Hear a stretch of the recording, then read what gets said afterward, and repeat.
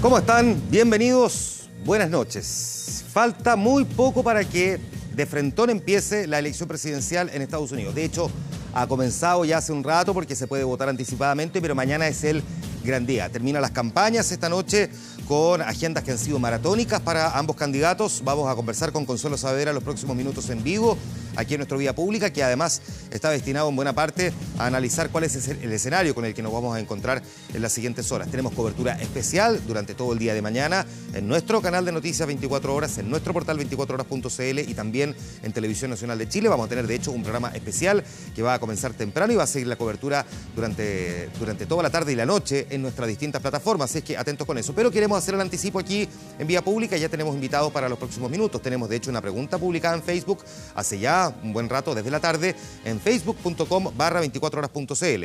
Básicamente, haciendo la lógica y siguiendo la pregunta con la que se van a encontrar mañana los estadounidenses. ¿Quién cree que va a ganar en Estados Unidos, independientemente de quién quisiera? ¿Quién cree que va a ganar, Hillary Clinton o Donald Trump? Ahí está la pregunta. ¿Quién cree? No quién quiere. ¿Quién cree usted que va a ganar? La pregunta formulada en nuestra fanpage en Facebook. Puede comentarnos también en Twitter con el hashtag Vía Pública. Hay un montón de otras noticias, sin embargo, que han ocurrido también durante esta jornada y que revisamos primero en titulares en este día lunes 7 de noviembre del 2016, cuando faltan segundos para las 11 de la noche. Así comenzamos en el horario prime del canal de Noticias de Chile, aquí en 24 horas Vía Pública. El gobierno se reunió con la nueva mayoría para afinar la propuesta del veto presidencial para el reajuste al sector público, que debería ingresar en las próximas horas al Congreso. Les contamos también que funcionarios públicos mantienen la paralización de actividades mientras toneladas de basura se acumulan en las calles, en las comunas donde el servicio es municipal. Y también les contamos que 1,4% creció la economía chilena en septiembre, muy por debajo de lo que se esperaba. El gobierno pidió mirar las cifras con cautela e insistió en que la actividad económica está tomando vuelo. Vamos a ir primero a la política. En el Palacio de la Moneda, el gobierno y la nueva mayoría se reunieron para preparar este veto presidencial a este proyecto del reajuste al sector público que debiera ingresar, decíamos, en las próximas horas al Parlamento. Joaquín Aravena está en el Palacio de Gobierno y nos va a entregar más detalles. Joaquín, ¿cómo estás? Buenas noches. ¿Cómo te va? Muy buenas noches, Juan Manuel. Así es, la noticia de último minuto emana aquí desde el Palacio de la Moneda. Hace breves minutos ha hablado con nosotros el vocero de gobierno, Marcelo Díaz, para entregarnos la información tras una reunión sostenida desde las 9 de la noche con los principales timoneles de los 7 partidos que componen la nueva mayoría y el comité político, el gobierno, acá en el Palacio Presidencial. Y se ha llegado a un acuerdo, justamente. Se va a ingresar el día de mañana un veto aditivo en el Parlamento, empezando por lo que es en la Cámara de Diputados, por supuesto. Sin embargo, no se quiso entregar en mayores detalles. Pero hay un acuerdo en primera instancia que ha sido dado a conocer durante esta noche y también tenemos que contarles que se va a mantener el 3,2% como el reajuste salarial para el sector público, que es el que ha sido más discutido justamente por ese sector de los trabajadores fiscales. Se ha prolongado por ya casi 2 semanas un paro, sabemos, de los empleados públicos, y eso se mantendría hasta el día de mañana. Sin embargo, como te digo, Juan Manuel, los detalles de este veto y del nuevo proyecto que va a ingresar al Parlamento lo vamos a conocer ya el día de mañana en el Congreso. Cuando se comienza a generar algún tipo de movimiento acá en el Palacio de la Moneda, nosotros nos vamos a tener que mover, pero los invito a ver las declaraciones del ministro Marcelo Díaz hace breves minutos acá en el Palacio de la Moneda. Bien, quiero informarles que hemos alcanzado un acuerdo con los presidentes de los partidos de la nueva mayoría sobre el reajuste. Esto se va a traducir en un veto que vamos a ingresar el día de mañana a la tramitación del Congreso, particularmente en la Cámara de Diputados, y esperamos, por supuesto, que esto se traduzca en una aprobación del reajuste del sector público en el Congreso. No ha sido fácil, hemos tenido que emplear tiempos y trabajo para construir este acuerdo. Nos parece una buena noticia porque, como lo dijimos, en su momento habían 2 intransables en esta materia. Primero, que hubiesen reajuste y que este reajuste fuera concordante con el principio de responsabilidad fiscal. Así que estamos muy satisfechos de decir que hemos alcanzado este acuerdo con los 7 presidentes de los partidos de la nueva mayoría. 11 de la noche ya comienzan a salir los primeros timoneles de los distintos partidos de la nueva mayoría tras sostener esta reunión de prácticamente 2 horas. A mi espalda, Osvaldo Andrade, representante del Partido Socialista, ya se está refiriendo con los otros medios. Por supuesto, en los próximos minutos les vamos a tener esos detalles para conocer más información respecto a lo que contendría este nuevo proyecto y este 3,2% que se mantiene por parte del gobierno. Dicen que es la medida más responsable bajo las actuales circunstancias en que que se encuentra nuestra economía, Juan Manuel. Bien, pues Joaquín Aravena con la información en vivo a esta hora. Muchas gracias, Joaquín. Buenas noches. Buenas noches. Vamos avanzando en otros temas, en todo caso hay pendientes con lo que nos decía Joaquín, en todo caso en cualquier momento volvemos con él y de todas maneras vamos a tener ahí reportes actualizados durante la noche y también durante la mañana. El operador político Giorgio Martelli declaró ante la Fiscalía que los pagos presuntamente irregulares por 50 millones de pesos de la empresa Ripley a un proveedor de la candidatura podrían tener relación con el financiamiento de la campaña de la presidenta Michelle Bachelet. Ni en vehículo ni esquivando a la prensa, este lunes en bicicleta apareció Martelli. El operador político declaró como imputado en la investigación derivada del caso Penta por los 50 millones de pesos que exacontroladora de Ripley pagó a la empresa Credo, proveedora de la última campaña presidencial de Michelle Bachelet. Ahí explicó su rol y señaló que le pidieron colaboración para conseguir recursos. 24 horas accedió a su testimonio. A su pregunta digo que efectivamente puedo deducir que esta operación podría haber tenido que ver con financiamiento de campaña presidencial de Michelle Bachelet, pero no me consta tampoco. Eso respondió Martelli cuando se le consultó si creía que las gestiones que debió realizar con la empresa tuvieron relación con la campaña de la mandataria. Jorge Rosenbluth me pidió contactar a la gente de Diego Perry con la gente de Ripley, que me parece que era un señor de nombre Miguel Núñez. Jorge Rosenbluth estaba en ese tiempo en Estados Unidos y no tenía contactos directos y me pidió a mí que los contactara. En ese contacto, según el relato, le pidió a Diego Perry, dueño de la empresa Credo, que hiciera un trabajo para Ripley en el ámbito de las comunicaciones. Cuenta que se reunió con un ejecutivo en las oficinas de la firma en un mall del sector oriente de Santiago. Es una diligencia, como digo, que se realizó con total normalidad. Si uno se le cita, comparece y es todo lo que puedo señalar, nada más. Giorgio Martelli dijo en su relato que las personas que le pidieron participar en el tema de financiamiento fueron el ex ministro Rodrigo Peñailillo y el mismo Jorge Rosenbluth, ex presidente de Enersis, y que su función apuntaba a cómo operativizar los aportes de campaña que hacían tanto empresas como personas.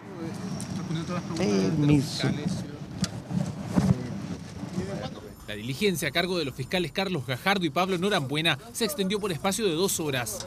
Pero sí indicar que ha prestado declaración y que respecto y a esa arista de la causa se seguirán realizando diligencias. ¿Declaró como imputado? Declaró como imputado y efectivamente prestó declaración. Okay. Es lo que tenemos que decir. Martelli cerró su relato señalando que no recuerda que se haya indicado montos, dice que no vio las facturas, que no supo de órdenes de compra u otros entre Ripley y Credo. Finalizó indicando que tampoco supo del destino de los recursos que se hubieran entregado por parte de Ripley. Un alto ejecutivo de la empresa deberá declarar este martes ante los fiscales. Y el expresidente Ricardo Lagos pidió hoy mantener en la agenda de prioridades el proyecto del gobierno que despenaliza el aborto en 3 causales. Un gesto, de alguna manera, hacia sectores de izquierda cuando el senador independiente, pero apoyado por ese sector también, Alejandro Guillé, figura con mayor ventaja en las encuestas en la carrera por la moneda.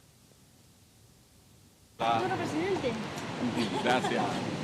Es que si hace un par de meses atrás el senador Guillé era un parlamentario más de la lista de los independientes, las cosas en los últimos meses han cambiado. Sondeos como Adimark lo sitúan en segundo lugar en las encuestas de cara a las elecciones presidenciales, a 5 puntos de Piñera y triplicando a Ricardo Lagos. De repente te ves en la lista de gente que podría ser presidenciable y obviamente a la mayoría de mis colegas les incomoda. Yo nunca he visto que a alguien lo maltraten de la manera que lo están haciendo conmigo. ¿Y cuál es la razón? Que no pertenezco a esos círculos. Primero, la probabilidad de ser candidato finalmente es poca, por lo que ya les he dicho. Parlamentario que asegura haber sido víctima de ninguneo por parte de sus pares. Eso mientras el expresidente Lagos continúa intentando imponer su agenda con una petición al oficialismo y un guiño directo a los sectores de izquierda, pidiendo que se discuta el proyecto que despenaliza la interrupción del embarazo en 3 causales. Y lo único que se está planteando con decir aprobemos rápido estas 3 causales, es decirle, mujer chilena, tú eres libre para en circunstancias tan difíciles adoptar la mejor resolución que te indique tu conciencia. En medio del despliegue de los presidenciables, sorprendió la propuesta de Camilo Escalona de adelantar a marzo del próximo año la primaria de la nueva mayoría.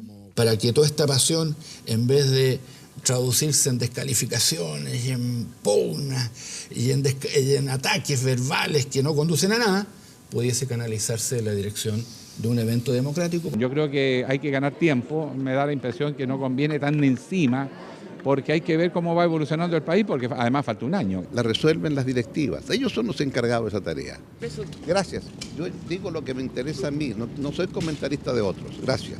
En tanto en Chile Vamos el panorama es distinto, pues ya está definido. Se someterán a primarias legales presidenciales el 2 de julio de 2017 al menos 3 candidatos: Felipe Kast, Francisco Chaguán y Manuel José Osandón, a los que podría sumarse eventualmente el expresidente Piñera.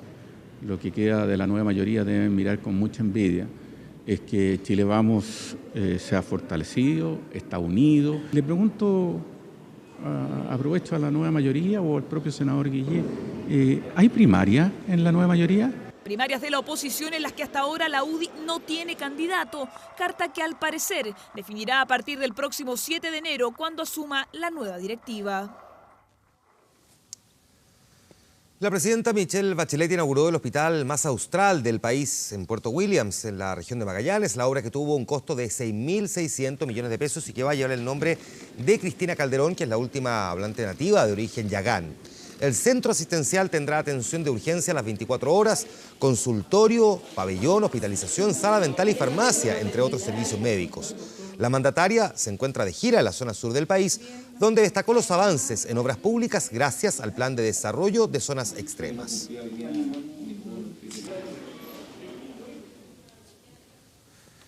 A apenas un 1,4%, eso es lo que creció la economía chilena en el mes de septiembre, muy por debajo de lo que se esperaba, una cifra cercana al 2%, más bien lo que se calculaba. Un mal desempeño que el gobierno, sin embargo, pidió mirar con cautela, insistió en que la actividad económica está tomando vuelo de la mano de la primavera.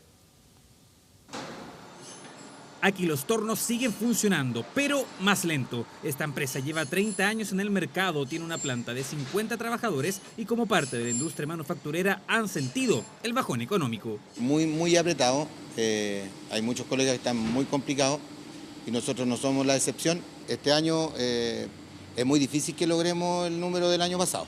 Porque según sus proyecciones, la producción de repuestos y piezas mecánicas se reducirá un 25% durante este año y las ventas caerán un 7%. Reflejo de la débil actividad económica del 2016, febrero marcó hasta ahora la cifra más alta y julio la más baja. Hoy se conoció el desempeño de septiembre, un 1,4%, muy por debajo del 2% que esperaba el mercado. Estos números no nos satisfacen. Yo creo que una cifra sorprendentemente débil. Estamos con una especie de punto muerto. Uno tiene que ver más que una cifra pura. Llamado a la cautela del ministro de Hacienda, que en agosto celebró el crecimiento del 2,5%, diciendo que se notaban señales primaverales en la economía. Estas cifras no cambian este cuadro de que la economía tiene más capacidad de crecer, está empezando a tomar más vuelo.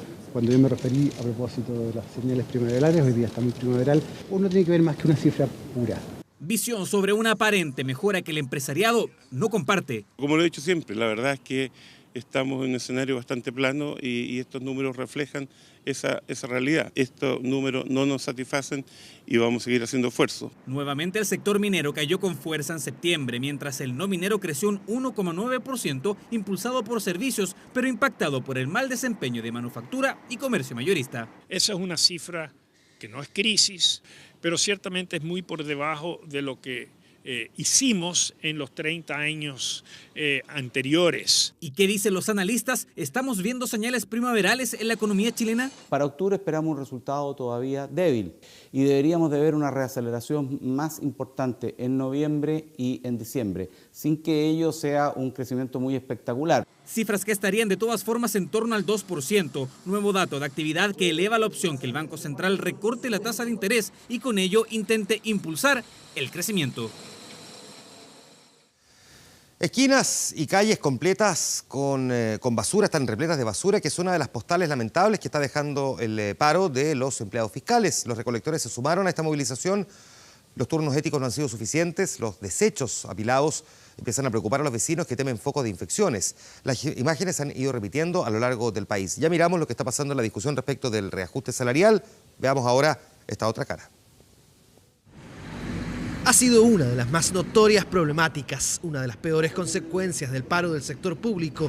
Calles y calles de basura acumulada, toneladas de residuos que no han sido retiradas, altas temperaturas y desechos en las calles, parece ser la peor combinación.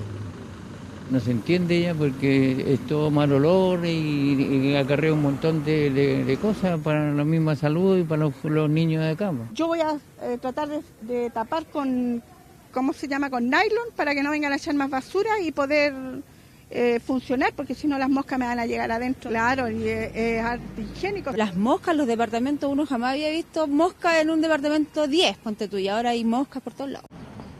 En Arica la imagen no varía demasiado, aunque ahí la preocupación de las autoridades se centra en los mosquitos que transmiten virus ya conocidos como dengue o zika y que podrían encontrar en la basura una especie de refugio. Realizamos un oficio informándole y recordándole también al alcalde en que tiene que tomar las medidas preventivas para evitar la acumulación de basura, por lo mismo, por la contingencia de la Aedes aegypti.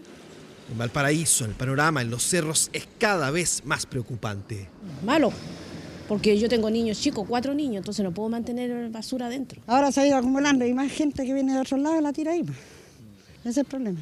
Los turnos éticos se han hecho en todo el país, aunque aquí es mucho más difícil llegar a los estanques de basura. Harta pega, porque como estamos en el servicio ético y tenemos que tirarla, sacarla el aseo que queda en la calle, porque es mucha. Aunque no lo crea, esta es una postal típica de Valdivia, solo que ahora no hay turistas, las bolsas con basura posan indiscriminadamente. Más al sur, en el lago Puyehue, pasa algo muy parecido. Ese basurero no da abasto, solamente para la población de aquí de Porvenir, del lago Urpanco. Horrible, pues esto se destaca por una zona turística y eso ¿qué le va a demostrar al turismo? Nada, pues es una asquerosidad pasar por las calles. En Temuco, el único vertedero y que está pronto a cerrar, abrió sus puertas solo para recibir a quienes querían ir a dejar los residuos. Y es que nadie sabe con certeza cuándo terminará el paro. Esperamos que ese veto aditivo no sea, una vez más, un beneficio insignificante, una migaja para los funcionarios públicos, como ha significado esta propuesta de reajuste. En algunas ciudades se retiran diariamente hasta 500 toneladas de basura, cantidad que ahora se ha reducido solo a 100, cuestión que ha quedado más que a la vista.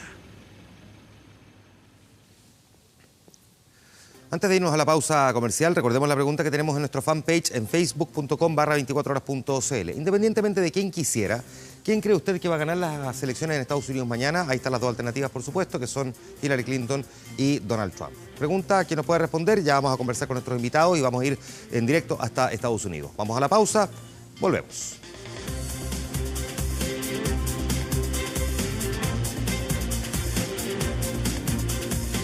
Barranquilla, el proceso donde el cuadro de Juan Antonio Pizzi busca sumar 3 puntos en un reducto siempre complicado para Chile, la verdad. Este lunes hablaron Esteban Paredes, el retornado goleador, y Claudio Bravo, quien tuvo otro altercado, sin embargo, con la prensa. De San Carlos y el penal desviado a Pinto Durán y el retorno soñado. Así fueron las últimas horas de Esteban Efraín Paredes, la gran sorpresa de la selección. El goleador que retorna a La Roja tras más de un año de ausencia. Feliz y contento de poder reunirme nuevamente con mis compañeros de selección.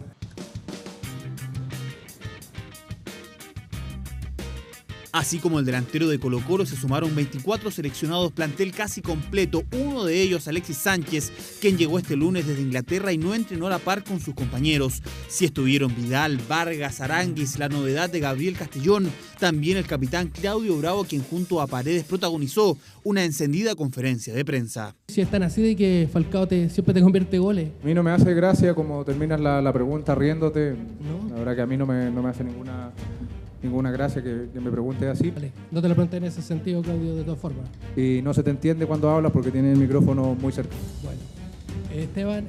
La molestia del capitán ante el recordatorio de los 3 goles en 2 partidos que le ha hecho Falcao, la estrella colombiana por clasificatorias.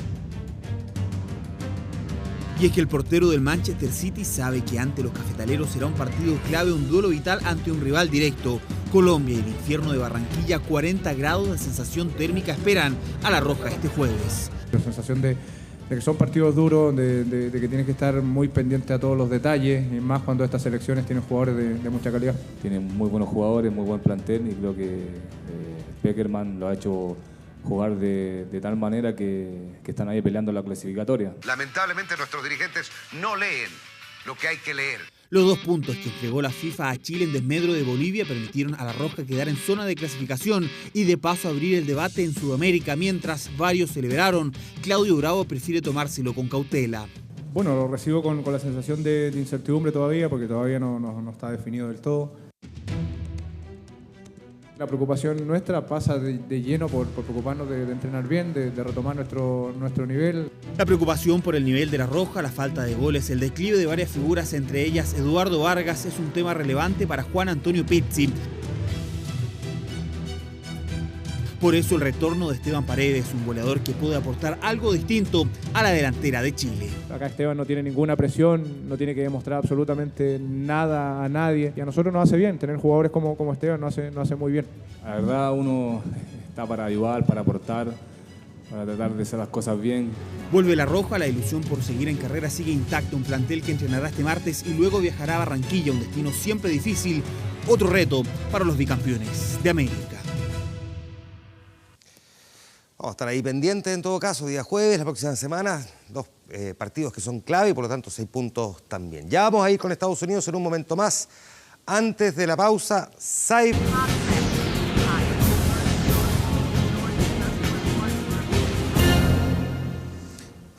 tiempo de nuestra cobertura ahora respecto de lo que está ocurriendo en Estados Unidos. Esta ha sido la jornada previa a las elecciones formales, porque a pesar de que se ha podido votar desde hace ya varios días en Estados Unidos, en mañana.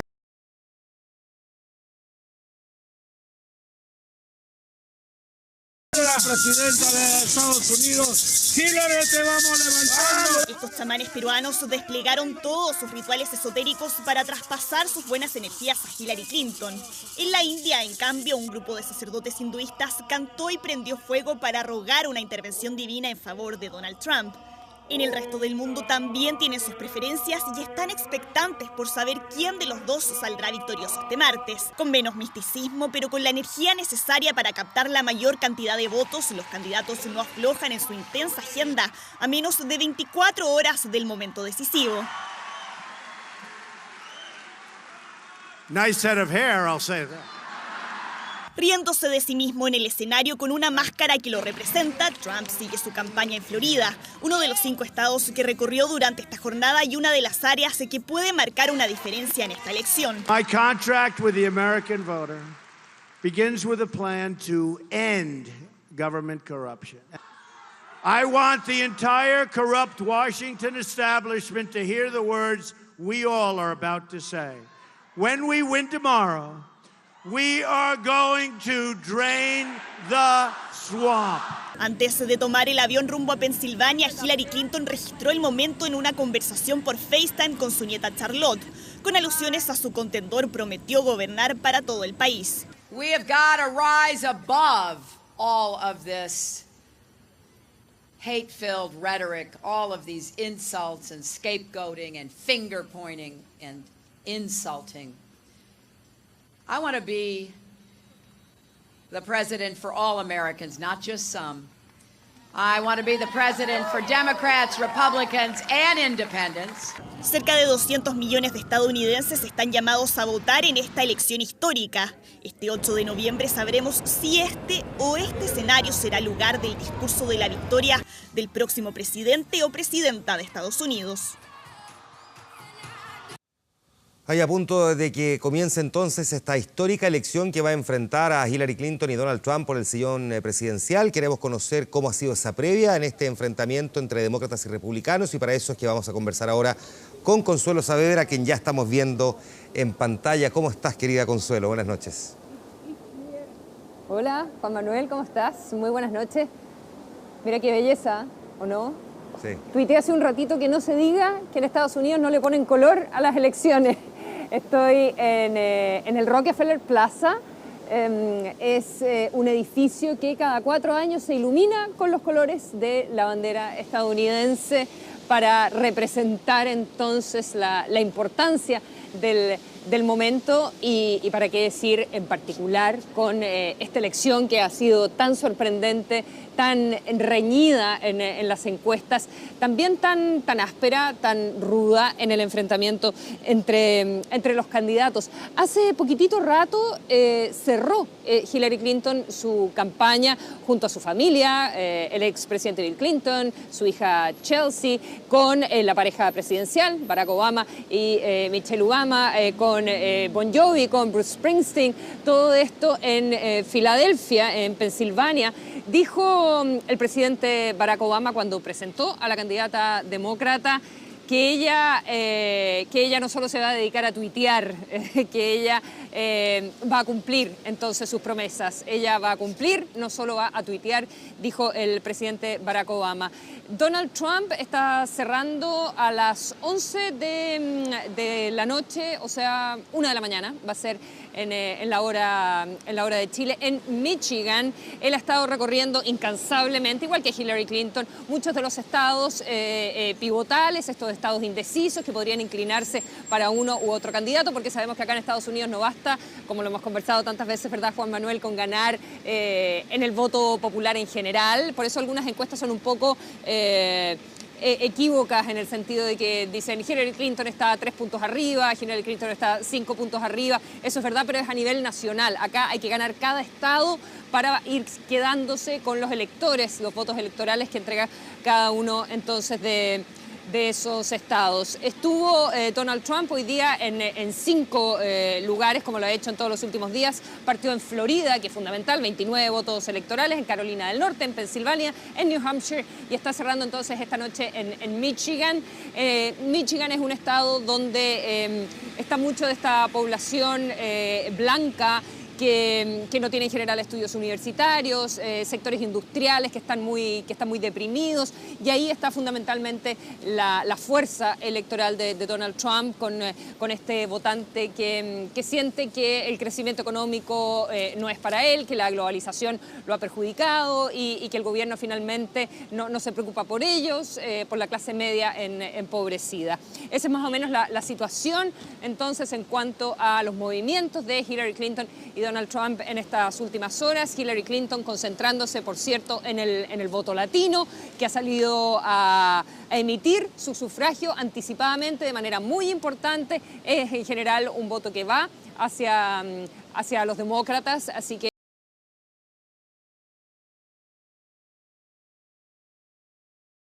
en todo caso, en la mayoría de los estados pivotales, estos estados indecisos, está liderando por pequeño margen, pero está liderando entonces en las encuestas. Ahora, yo sé que es muy difícil, Consuelo, hacer una predicción al respecto, pero me imagino que con la gente con la que has podido conversar, con los expertos, nosotros hemos tenido la posibilidad de dialogar antes aquí en TVN, también lo hemos hecho en la radio. Sé que has estado desde muy temprano, de madrugada, porque además como hay una diferencia horaria, desde muy temprano está ahí Consuelo trabajando. Es muy difícil hacer una proyección, pero en la última elección del 2012 votaron 129 millones de personas más o menos en un universo en el que eran 241 millones de personas que entiendo estaban habilitadas para votar, o sea, esto es como el 53% más o menos, 53,6% de gente que votó el 2012. ¿Cuánto se está proyectando que podría votar en esta elección? Porque eso va a ser clave también, en una elección en la que sabemos los dos candidatos tienen al mismo tiempo altos niveles de rechazo. Sí, esa era una de las cosas que se destacaba en esta elección, ¿verdad? Que nunca antes había existido una elección donde los candidatos fueran tan rechazados, y finalmente los que votan por uno u otro en realidad están votando mucho en contra del contendor, ¿verdad? Los votantes de Clinton en contra de Trump, y los votantes de Trump básicamente en contra también de Hillary Clinton, y en ese caso todo lo que ella representa, lo que ellos llaman la corrupción de Washington, la política en un sentido tradicional de la palabra.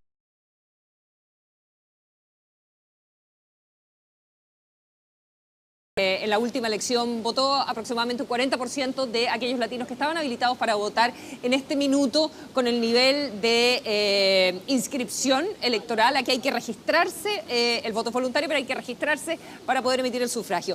Con el nivel de inscripción que tuvieron los latinos en los diferentes estados donde ellos son más fuertes, bueno, California, Arizona, en Nevada, también está muy presente, en Florida, para qué decir. Y con el nivel de votación anticipada que que mostraron, al menos en el segmento de la población latina, se espera que aumente de manera muy importante ese 40% de participación que tuvieron en la anterior elección. La verdad es que la movilización del afroamericano no ha sido tan fuerte como ocurrió, por supuesto, en las elecciones de Barack Obama, pero con la polarización que ha tenido este proceso electoral, con lo intensa, con lo áspera, con lo ruda que ha sido la campaña, las proyecciones indican que debiera aumentar la participación electoral, algo que no se esperaba al comienzo de esta campaña. Probablemente las propias actitudes que ha tenido Donald Trump van a incentivar a muchísimos más demócratas a salir a votar en el día de mañana. Claro, y eso es lo interesante, porque si uno observa y desagrega, digamos, cómo han sido las últimas votaciones, la del 2012, el voto blanco y el voto afroamericano estuvo por sobre el 60% en la última votación, pero el voto hispano estuvo bajo el 50% y por eso es que se llega a ese promedio del 53,6%, pero ellos han crecido muchísimo en términos de cantidad de votantes y dado que esta es una elección que no debiera hacerles indiferente por el discurso de uno de los dos candidatos, es que precisamente uno debería imaginar que ellos eventualmente podrían inclinar o no la balanza, ¿no? Sí, claro, también la participación de las mujeres. Claro. ¿Te acuerdas que lo conversamos tantas veces durante el año que al comienzo de la campaña de Hillary Clinton, a pesar de que era la posibilidad cierta de tener la primera presidenta mujer en Estados Unidos, que debiera ser un hito, ¿verdad?, en la historia política de este país, las mujeres no estaban entusiasmadas para nada, pero para nada con Hillary Clinton. Y sin duda que han sido todas las actitudes misóginas de Donald Trump y todo lo que hemos visto, digamos, de que se ha conocido de su historia, de su manera de relacionarse con las mujeres del candidato republicano. Eso ha estado motivando a muchísimas mujeres, incluso a republicanas, a salir a votar y a salir a hacer campaña entonces por Hillary Clinton. Está difícil entonces la cosa para hacer proyecciones, pero va a estar muy interesante, muy activo y nosotros vamos a estar durante todo el día, Mónica Pérez, Consuelo Saavedra, todos nuestros equipos desplegados ahí, junto a Andrea Aristi, que vamos a estar en la conducción también aquí desde Santiago y vamos a estar llevándoles a ustedes durante todo el día, desde muy temprano, esa cobertura. Consuelo, yo creo que es momento de descansar, aunque sea un poco, porque mañana se viene dura la cosa, ¿no? No, voy con medianoche también. Ah, o sea, ok, listo. Así me gusta, sacándole el jugo a nuestra querida Consuelo Oye, Saavedra. mañana para terminar acá tempranito en el estado de Nueva York, varían un poco los horarios, de acuerdo a los estados, pero a las 6 de la mañana se abren los locales de votación. Aquí en esta ciudad, en este estado, en el estado de Nueva York, van a estar abiertos hasta las 9 de la noche. Los primeros resultados, los primeros estados que cierran son a eso de las 7 de la tarde, 9 de la noche de Chile, son Kentucky, Indiana y Florida. Atención, son 29 votos electorales, ahí está lo que conversábamos, un importante voto latino, así que cuando se conozcan esos primeros resultados hay que poner mucha atención porque va a permitir hacer proyecciones interesantes de lo que pueda suceder entonces a lo largo de la noche. Los dos candidatos van a estar acá, Hillary Clinton junto al río en el Javits Center y Donald Trump bueno, Hillary Clinton puso pantallas, es un evento grandote, digamos, y en el caso de Donald Trump, bastante más pequeño en el Hotel Hilton, aquí a 2 cuadras de donde estamos en el Rockefeller Plaza. Perfecto, con Consuelo Saavedra volvemos a conversar más adelante entonces en nuestra programación en Canal 24 Horas y también en Televisión Nacional. Gracias, Consuelo, nos vemos más rato, que estés bien, buenas noches. Chao. Está con nosotros también para seguir conversando Claudio Fuentes, director de la Escuela de Ciencia Política de la UDP. Claudio, gracias por estar aquí, bienvenido, buenas noches. Robert Funk, académico de la Universidad de Chile, director de Estudios de Plural, gracias por estar aquí, buenas noches. Patricio Gajardo, académico del Centro de Derecho Público y Sociedad de la Facultad de Derecho de la Universidad de San Sebastián, buenas noches. Hola, buenas noches. Y Fernando Purcell, académico del Instituto de Historia de la Universidad Católica, gracias por estar aquí, buenas noches. Claudio, yo sé que también es muy difícil hacer proyecciones, pero estaba revisando aquí al menos dos, la de CNN y la del Washington Post, que muestran, en el caso de CNN, que dice que Hillary Clinton está, por lo menos según los cálculos y los sondeos que están haciendo ellos, cerca de 268 votos electorales.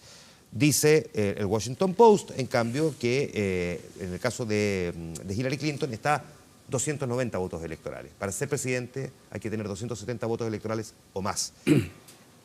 ¿Se puede acertar linealmente los cálculos, visto que todavía pareciera que hay gente que no se atreve a decir que podría votar por Donald Trump?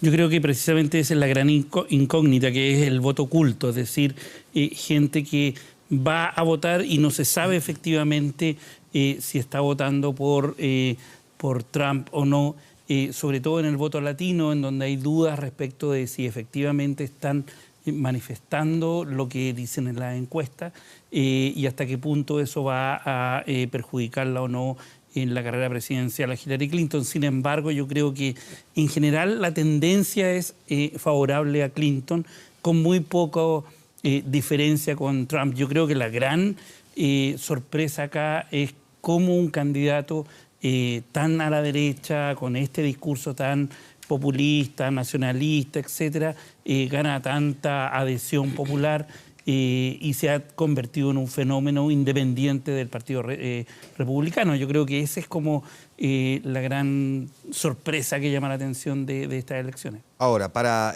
Donald Trump el desafío está dado, Robert, en el hecho de que si bien lo que pareció favorecerlo durante una parte importante de la campaña, pareciera que en los últimos 2 días se le vino en contra, y era la famosa investigación en contra de Hillary Clinton por el tema de los correos electrónicos. Algunos dicen demasiado tarde, pero otros dicen más vale tarde que nunca. El FBI termina por exculpar de alguna responsabilidad a Hillary Clinton, al menos una responsabilidad con castigo, una responsabilidad penal o una responsabilidad funcionaria, por haber utilizado, digamos, su cuenta de correo personal para enviar información cuando era secretaria de Estado.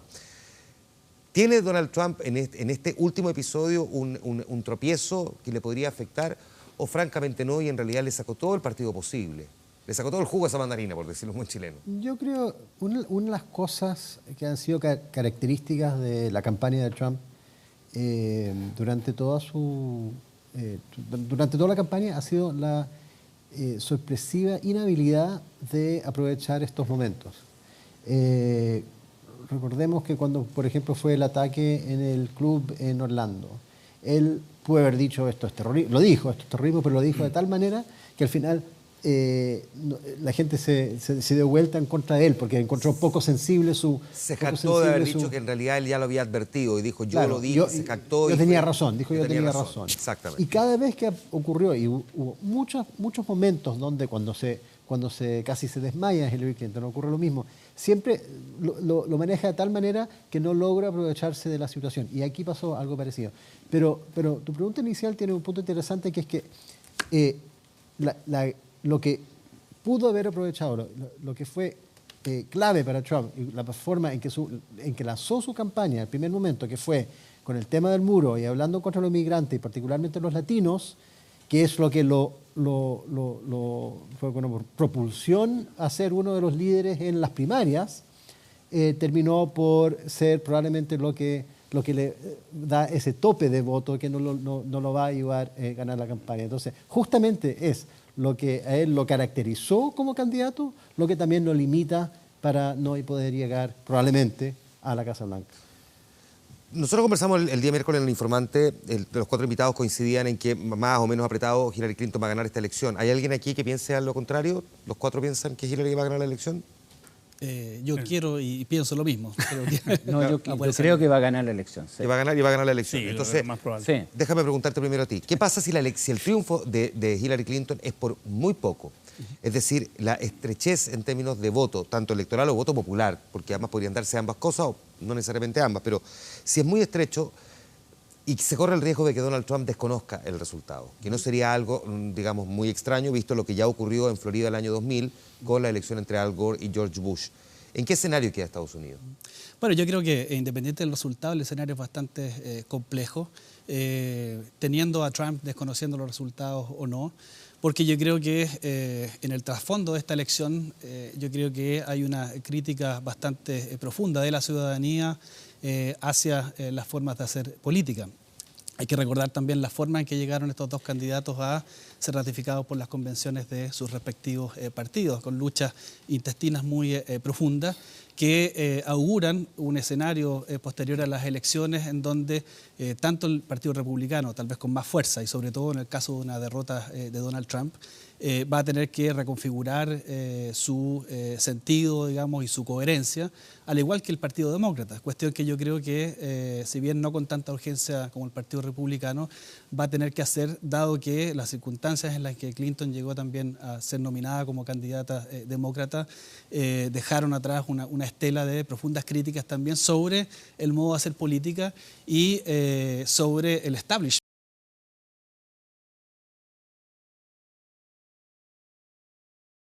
Fernando, y te pregunto, aprovecho de preguntarte, Patricio, que si hay un partido que quedó dañado luego de la elección de su candidato, si bien el demócrata se vio afectado, definitivamente es el republicano, donde pareciera que ya casi ni ocultan el arrepentimiento de haber permitido que Donald Trump llegara tan lejos, donde incluso el candidato se ha declarado independiente, a pesar de que sabemos que no lo es en estricto rigor de la formalidad. Hay líderes importantes del Partido Republicano que han oscilado entre apoyar a Trump e incluso pensar en votar en contra. Incluso hay algunos que sí lo han hecho y que lo plantean que lo van a hacer. La familia Bush, que es una familia muy contundente dentro del Partido Republicano, ciertamente no va a votar por Donald Trump. O cartas de gobernadores o de figuras... Paul Ryan, ¿para qué decir? El mismo Arnold Schwarzenegger y otras figuras del Partido Republicano. Por lo tanto, sin lugar a duda, el Partido Republicano queda yo diría, yo estoy convencido que no va a ganar Donald Trump y que la brecha va a ser grande. O sea, yo no estoy...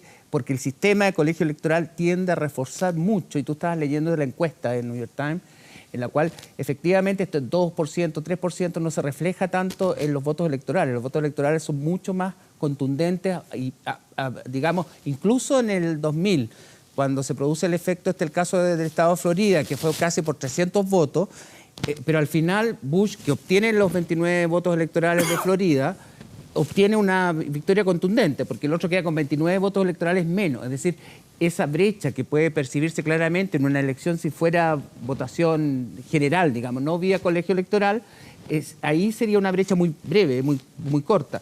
Pero en el voto electoral esa brecha no va a estar. El que gane va a ganar con cierta contundencia. Sí, porque digamos que entre otras cosas, lo que plantea, por ejemplo, Real Clear Politics, que es el sitio que reúne las principales encuestas a esta hora, dice que Hillary Clinton tiene 2,9% más que Donald Trump. El margen de error de las encuestas promedio de estas que publica Real Clear Politics es de 2,5. Por lo tanto, si incluso le tomamos el margen de error, podríamos considerar que de todas maneras Hillary estaría ganando. Y esto es respecto de cómo votaría la gente. ¿Cómo votaría la gente? No por el triunfo en cada uno de los estados. Por cada uno de los estados, que California suma 55 votos del colegio electoral, Nueva York 29. Por ejemplo, si en Texas, que es un estado republicano, se estaba diciendo en algunos momentos, no ahora, pero... con el tema de los mails apareció como que Texas volvía a ser republicano. Pero si ganara Texas o Arizona, que también da una cantidad de votos interesantes, podríamos encontrarnos que efectivamente Hillary Clinton se aleja fuertemente versus Donald Trump. Ya. ¿Dónde están, no sé si alguno quiere, pero puedo partir contigo, los estados en los que uno debería estar pendiente mañana? Bueno, desde el punto de vista electoral, ciertamente Florida es uno, Ohio es otro, Carolina del Norte, que ha sido uno de estos estados que ha ido oscilando desde un estado muy republicano, pero que ha votado por Obama, de hecho, y por lo tanto son esos tipos de estados. Lo que pasa es que además de estos estados emblemáticos, hay que sumar la necesidad que tiene Trump de ganar algunos estados demócratas o tradicionalmente demócratas, y por eso uno pone atención en otros adicionales, como Pensilvania. Por eso ha estado esta noche en Pensilvania Trump, Michigan, que también aparece como un estado que podría darle un cierto margen a Trump, y así sucesivamente. Creo que hay 7 u 8 estados que son claves de estos estados que hay que estar mirando mañana a la noche. Claro, uno de esos, entiendo, Robert, que es en New Hampshire, por ejemplo, que hoy día aparece como completamente indefinido, cuando entiendo, y corrígeme si me equivoco, que históricamente más bien ha votado por los demócratas, ¿no? Sí es. Pero, si no me equivoco, en las primarias, por ejemplo, votaron por Bernie Sanders. Entonces, New Hampshire tiene una actitud, ha tenido un estado que ha tenido una actitud siempre un poco anti-establishment, y Clinton representa para muchos demócratas el establishment. Entonces, pero yo creo que en los últimos días también ha habido señales de que New Hampshire va a mantenerse por el lado demócrata. Yo no soy tan optimista, yo creo que va a ser relativamente grande el triunfo de Hillary Clinton en el voto electoral. Yo dudo que gane Texas, en un momento se habló de que incluso podría ganar Texas. Pero yo creo que hay algunos estados bien interesantes, y justamente tiene que ver con lo que decíamos antes, con el hecho de que los partidos se han dado vuelta. Que el partido demócrata hoy día es visto como el partido de Wall Street, el partido más duro en política exterior. Hillary Clinton tiene una fama de ser más dura incluso que Obama en términos de Irak, Afganistán, etc. Y el partido republicano, bajo Trump, se ha convertido en el partido de casi un partido trabajador, el Partido Populista, el partido del hombre y mujer común y corriente. Entonces, por lo tanto, estos estados que tradicionalmente, por ejemplo, han sido demócratas porque han sido alineados con, por ejemplo, el movimiento sindical, Michigan, Pennsylvania, hoy día no está tan claro para qué lado van a ir, porque demográficamente se parecen, lo que antes pertenecía al Partido Demócrata, hoy día es más parecido al Partido Republicano. En esta elección, Fernando, al margen de este debate, ya voy a volver sobre Hillary y Donald Trump en un momento más, pero quiero aprovechar también de conversar de otros elementos. Se está reeligiendo un tercio del Senado y se renueva la Cámara de Representantes.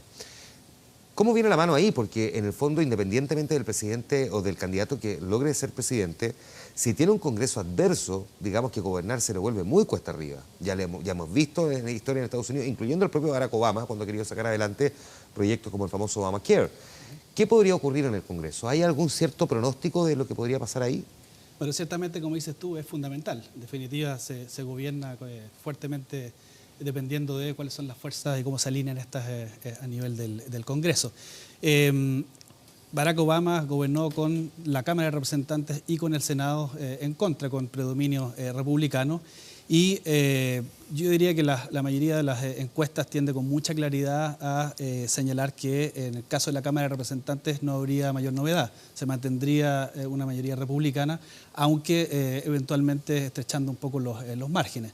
Y el Partido Demócrata tiene todas sus esperanzas en poder revertir la situación del último periodo y poder tener alguna mayoría. Y por lo mismo, una serie de elecciones de senadores, porque se renueva un tercio de la Cámara de Senadores, también han cobrado una relevancia importante y afectan también la forma en que en los distintos estados el electorado se va comportando, porque se aunan fuerzas de distintos partidos y fuerzas políticas para lograr eso. Pero es fundamental la elección del Congreso. Ahora, que la elección del Congreso también es clave, entre otras cosas, porque hay que renovar integrantes de la Corte Suprema, ¿no? Exacto. Así es. Y por lo tanto, digamos que ahí también juega un rol bien clave el presidente, que es el que finalmente nomina, pero el Parlamento, que es el que ratifica, ¿no? Así es. O sea, nos vamos a encontrar aquí, como, nunca voy a olvidar la famosa frase Ahora, de Barbara Streisand cuando dice por qué quería votar por Bill Clinton, y dice, por 3 razones, dice Corte Suprema, Corte Suprema, Corte Suprema, porque había que nombrar 3 integrantes de la Corte Suprema y decía, quiero que sean más bien liberales y no conservadores, ¿no? Yo me trato de colocar, diferente a tu pregunta en relación al Congreso también, ¿qué pasaría si ganara Donald Trump? Que no es mi pronóstico, pero sí, en el caso que gane Donald Trump e incluso mantenga la mayoría republicana en el Congreso, digamos, no en el Senado probablemente, pero sí digamos, la Cámara de Representantes. Es decir, yo creo que tampoco va a ser fácil la relación, trato de colocar en ese escenario, porque dentro del mismo Partido Republicano, y lo que estábamos señalando Robert, y en ese sentido el Partido Republicano, yo creo que está viviendo una crisis muy potente, porque lo que señala Robert en el sentido de que el Partido Republicano aparece hoy día representando, o más que el Partido Republicano, Donald Trump y el trumpismo, es decir, representando una línea anti una economía cerrada, una apuesta a romper con los tratados de libre comercio, a cerrar la economía, a no abrir espacio, que esa es la línea tradicional. Si hay algo potente del Partido Republicano, es eso, es decir, apostar a abrir la economía, a hacer competitivo Estados Unidos, etc. Y Trump aparece con una lógica totalmente distinta. Entonces, ahí la lógica de actuar por partidos en el Congreso es algo mucho más relativo en Estados Unidos que en América Latina o en otras zonas. Por lo tanto, el hecho de que se pretenda terminar con el NAFTA o revisar los tratados de libre comercio o el NAFTA con Canadá y con México, que es uno de los grandes discursos y apuestas de Donald Trump, yo lo veo bien complejo, incluso en un escenario en el cual pudiera, digamos, obtener los republicanos una mayoría en el Congreso. Yo creo que, siguiendo con la misma línea, yo creo que si hay una enseñanza respecto de esta elección, primero yo creo que en general la política norteamericana se ha cerrado en términos económicos, sí. Y el Congreso va a ser muy relevante porque claro, el Congreso le toca aprobar como por ejemplo el TPP, que es un acuerdo de libre comercio del área Pacífico, entonces tiene un rol más allá de la Corte Suprema en el tema económico muy importante. Y yo creo que la ola que hay hoy día en el mundo, en Europa y en Estados Unidos, es hacia el cierre. Y yo creo que independientemente que gane la Clinton o Trump, va a haber una restricción de comercio. Y el segundo elemento es la restricción también como una potencia. Estados Unidos es una potencia mundial militar, es la única potencia, o sea, muy lejos del resto. Sin embargo, hay una fuerte crítica de la sociedad norteamericana al intervencionismo de la era de Obama, y por lo tanto seguramente también va a haber una retracción en términos militares, y eso genera un escenario de mucha incertidumbre internacional para los próximos años, y yo creo que ese escenario es el que vamos a estar mirando, y por eso yo creo que es la importancia de esta elección de Estados Unidos, no porque gane la Clinton o Trump, sino porque yo creo que las señales que se han enviado desde Estados Unidos es que nos vamos a salir un poco del mundo y que vamos a salirnos de la economía. Y ese escenario yo creo que va a generar más incertidumbre en los próximos 3 o 4 años. Interesante punto, Claudio. Lo que me hace pensar, y voy a aprovechar que están aquí, digo, vamos a hacer el combo, ¿no? No solamente vamos a analizar la elección, sino mirar al tiro el legado de Barack Obama, porque parte de lo que Barack Obama deja es lo que finalmente veremos cómo administran su reemplazante. ¿Cuál es el legado de Barack Obama? Porque la verdad, no hay una sola opinión sobre su legado. Hay miradas críticas, hay miradas que son, digamos, elogiosas, pero no en todos los aspectos. Más bien mucha promesa, mucha expectativa de lo que se pensaba podía ser, y finalmente poco de eso logró cumplir. Bueno, de hecho, uno de los problemas que probablemente pueda tener Hillary Clinton en Carolina del Norte, por ejemplo, es que los afroamericanos están votando menos, por lo menos en esta votación temprana que hemos tenido en la última semana, menos de lo que hicieron para Barack Obama. En parte una especie de rechazo o decepción, justamente porque hubo tanta promesa, especialmente para la comunidad afroamericana, y muchos sienten que no les cambió mucho la vida. Pero más allá de eso, si uno mira el legado, yo creo que es un legado bastante exitoso y un legado bastante importante. Yo creo que Obama va a ser uno de los presidentes, la historia lo va a ver como uno de los presidentes más importantes, no tanto porque él haya sido muy buen presidente o mal presidente, sino porque le tocó una etapa en la historia norteamericana que tiene que ver primero con ordenar el asunto internacional respecto al Medio Oriente, y ordenarlo en un escenario donde él mismo estaba muy consciente de las limitaciones del poder norteamericano en el nuevo escenario mundial. Segundo, la crisis económica, que le tocó ordenar también, y eso yo creo que fue una cosa que ya no nos acordamos mucho, pero él con Gordon Brown y algunos otros fueron absolutamente claves para rescatar los bancos internacionales, la industria bancaria internacional, el sistema financiero internacional, la industria automotriz en Estados Unidos y otras cosas. Y tercero, el sistema de salud público, que es algo que Estados Unidos había estado hablando por mucho tiempo. Hay que recordar que Bill Clinton encargó a Hillary en su primer gobierno a diseñar y aprobar esta política. No lo logró, Obama lo logró. Entonces yo creo que en materia doméstica, en materia internacional, yo creo que ha sido muy importante. No obstante, obviamente, que creo yo, por ejemplo, el tema de Siria es una mancha gigantesca en su récord. Ahora, uno recordará al mismo tiempo Cuba, digamos, también, como parte importante de su legado, y también todo lo que hizo respecto de Irán, que le valió cuestionamientos, pero me imagino que uno lo pondrá sobre la mesa. Pareciera que la política exterior de Barack Obama fue un tanto accidentada, ¿no?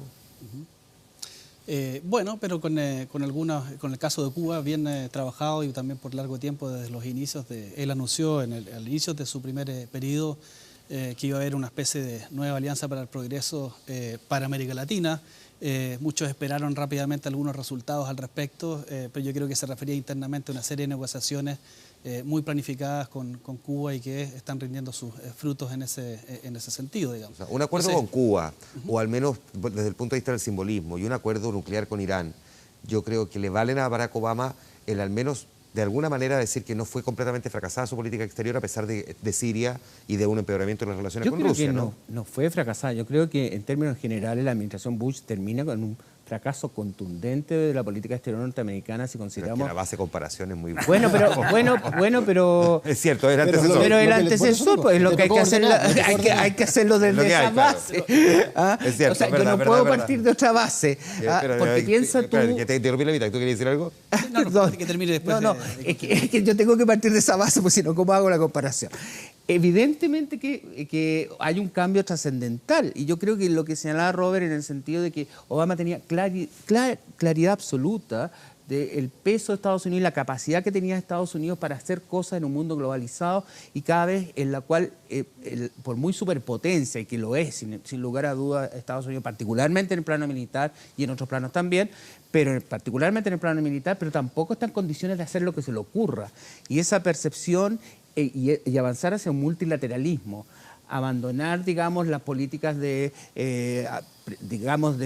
ataque preventivo, que era la lógica de Bush, de hacer lo que estime pertinente, porque todos los que no estaban de acuerdo con su política frente al ataque del 11 de septiembre del 2001, él estaba dispuesto a usar todas las fuerzas de Estados Unidos al margen de lo que podía pensar el mundo. Bueno, eso lo cambia, y lo cambia de manera trascendental, y ese cambio no es menor. O sea, organiza el sistema internacional desde otro ángulo, apostando a alianzas con otros países, incluso en Siria, que es una de las cosas más criticadas, pero hay una postura que no es atacar a rajatabla, digamos, intervenir sin preguntarle a nadie, sino que llegar a acuerdos conciliados con los distintos actores que están participando, y eso yo creo que sin lugar a dudas es un avance significativo. Y hay un tema muy importante que tiene que ver con, y a propósito de tu mención a Bush, digamos, y estableciendo las grandes diferencias con el gobierno de Obama.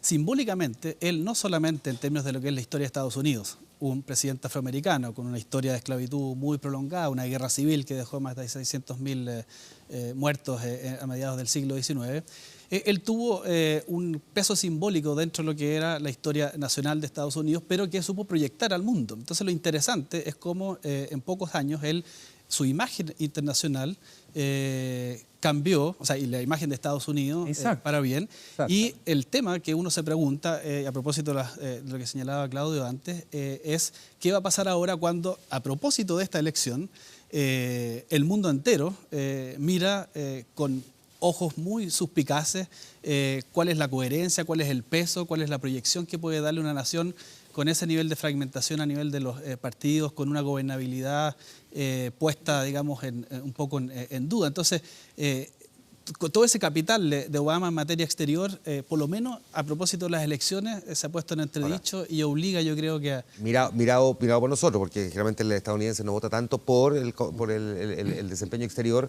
sino que más bien por el desempeño doméstico. Digamos que Barack Obama claro, hizo frente a la crisis económica más brutal desde 1929, heredada precisamente en las postrimerías del gobierno de Bush, y es verdad que logró disminuir el desempleo, pero aumentó la brecha de desigualdad también, Claudio, ¿no? Exacto, y yo creo que ahí, siguiendo con esa línea, vienen yo comparto que hay legados muy importantes de Obama en la línea de lo que ustedes señalaban. Ahora, yo creo que hay ciertos puntos así pendientes que son como la piedra en el zapato de este gobierno. Uno, el tema de la violencia racial. Yo creo que es un tema que lo acompañó durante su administración, que no se logra resolver durante un mandato que es un afroamericano, que venía con esta sensibilidad, obviamente, de colocar el tema de la desigualdad, y la desigualdad racial es brutal, y por lo tanto ahí yo creo que, y nos acompañaron los últimos meses, de hecho, de una violencia inédita y en escalada. Eso en primer lugar. En tema de política exterior, yo creo que el tema de Guantánamo sigue siendo una piedra en el zapato para principalmente América Latina. O sea, claro. Yo creo que ahí se coloca el tema de la lucha contra el terrorismo como de nuevo una cierta ambigüedad o una clara ambigüedad respecto de lo que hay que hacer en materia de terrorismo internacional y cómo resolver el tema de Guantánamo y la sin ley, o sea, el territorio sin ley. Era una de las grandes promesas de Obama, además, era una promesa fundamental. Hay una cosa que no hemos mencionado, pero que creo que sí es importante, la independencia energética de Estados Unidos, que Barack Obama la prometió al comienzo de su discurso, y yo creo que como que a uno lo mira de lejos, pero ese es un gran tema. Pero es enorme, increíble. Y yo creo, claro, y el tercer tema es el tema que está instalado en la agenda hoy día de la elección, que tiene que ver con convertir a Estados Unidos en de nuevo en la recuperación económica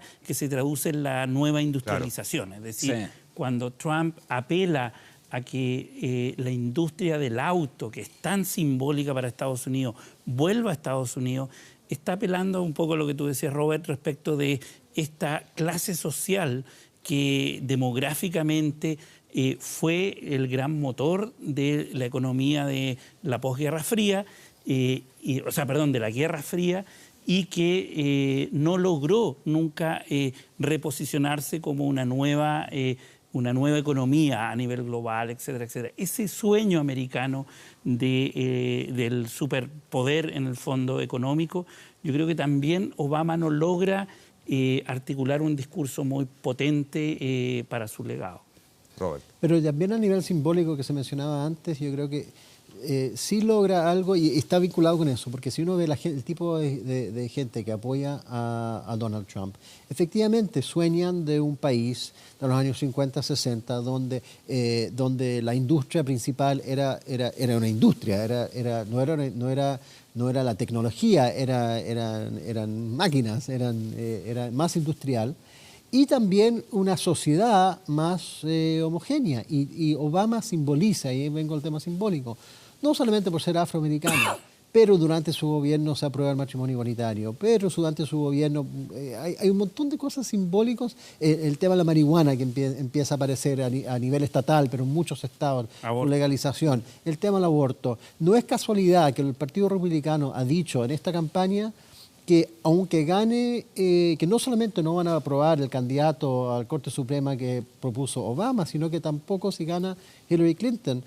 No se niegan, lo han dicho por lo menos, vamos a ver si es así, se niegan a aprobar cualquier candidato que mande una presidenta demócrata, incluso han amenazado de no aprobarle su gabinete. ¿Por qué? ¿Pero por qué la Corte Suprema? Porque la Corte Suprema es a donde se dan estas batallas que son de política pública, pero son simbólicas. Es una dirección en que va la sociedad que este grupo rechaza. Y este grupo es un grupo que hoy día es 44 y tanto % de la población. Se me va el tiempo ya. Claudio, un placer tener sentado aquí en el panel de Vía Pública. Lo mismo, Robert, nuevamente. Muchas gracias, Patricio, también por la conversación. Fernando, muchísimas gracias por el aporte. A los cuatro, bueno, vamos a estar mirando esto muy de cerca mañana. Va a estar muy entretenido a cualquiera que le interese un poco la política y además cómo se ha desempeñado esta contienda desde muy temprano. Hay que estar siguiéndola y además probablemente va a ser hasta bien tarde porque como además hay diferencia, hay usos horarios diferentes en Estados Unidos, no todos los estados se van a conocer rápidamente por tamaño y también por diferencia horaria. A los cuatro, muchísimas gracias por haber estado aquí. Gracias. Vamos a la pausa, todavía nos queda Vía Pública. Volvemos de inmediato.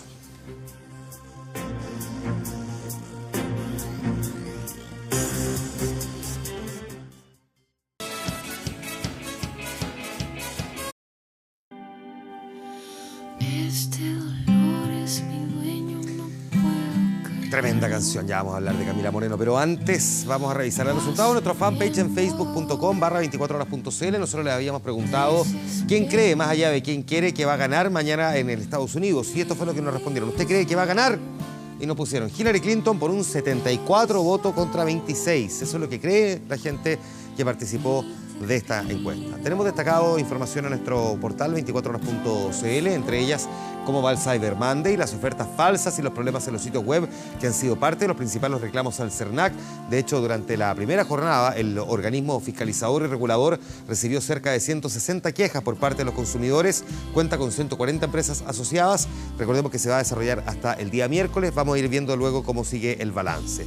Veamos el balance en materia de temperatura. A esta hora en Santiago tenemos 18,3 grados. Está despejado en la capital y se espera para los siguientes 2 días también cielo despejado con temperaturas que van a bordear en lo máximo los 30 y 31 grados. Terminamos con la música de una tremenda cantautora chilena, parte de la nueva generación de artistas, Camila Moreno. Ella se ha convertido en una gran figura, no solamente porque quiero decirles que además estuvo nominada a un Grammy Latino hace algunos años, sino porque además ha estado contribuyendo y colaborando permanentemente al mundo de la música. De hecho, ha anunciado que va a participar, déjeme citarle todo lo que dijo, en lo que va a estar. Vamos a tocar en el Primavera Fauna, en la Feria Pulsar y en el Festival Fluvial, que son escenarios importantísimos, pero van a ser la antesala de un, evento mayor, porque va a grabar un nuevo disco y un DVD con una presentación que va a ser muy próximamente en el Teatro Oriente. Entiendo que tiene fecha ya del 11 de enero.